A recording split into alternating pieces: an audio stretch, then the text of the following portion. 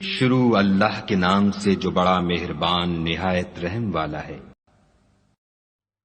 کہہ دو کہ اگر آخرت کا گھر اور لوگوں یعنی مسلمانوں کے لیے نہیں اور خدا کے نزدیک تمہارے ہی لیے مخصوص ہے تو اگر سچے ہو تو موت کی آرزو تو کرو، لیکن ان اعمال کی وجہ سے جو ان کے ہاتھ آگے بھیج چکے ہیں یہ کبھی اس کی آرزو نہیں کریں گے، اور خدا ظالموں سے خوب واقف ہے۔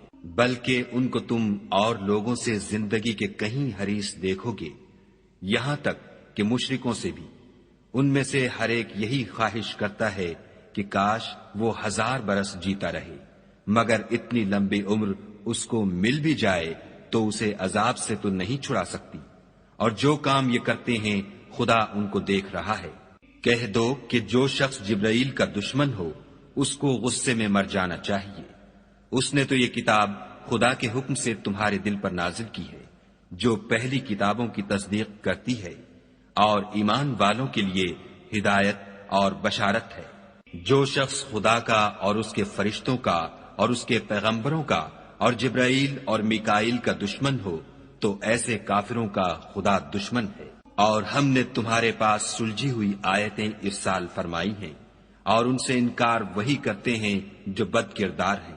ان لوگوں نے جب جب خدا سے عہد واثق کیا تو ان میں سے ایک فریق نے اس کو کسی چیز کی طرح پھینک دیا۔ حقیقت یہ ہے کہ ان میں اکثر بے ایمان ہیں۔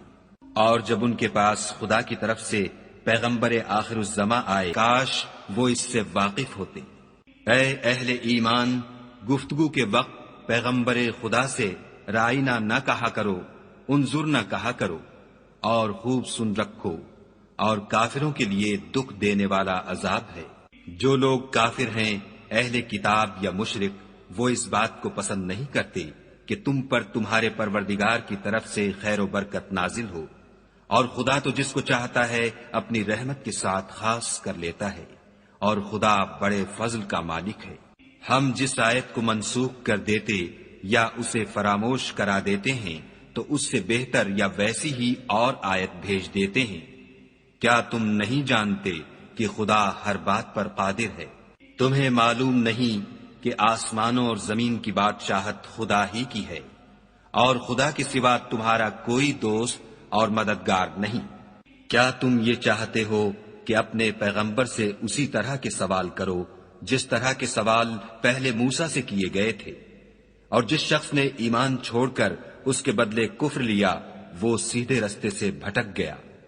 بہت سے اہل کتاب اپنے دل کی جلن سے یہ چاہتے ہیں کہ ایمان لا چکنے کے بعد تم کو پھر کافر بنا دیں، حالانکہ ان پر حق ظاہر ہو چکا ہے۔ تو تم معاف کر دو اور درگزر کرو یہاں تک کہ خدا اپنا دوسرا حکم بھیجے۔ بے شک خدا ہر بات پر قادر ہے۔ اور نماز ادا کرتے رہو اور زکوٰۃ دیتے رہو، اور جو بھلائی اپنے لیے آگے بھیج رکھو گے اس کو خدا کے ہاں پالو گے۔ کچھ شک نہیں کہ خدا تمہارے سب کاموں کو دیکھ رہا ہے۔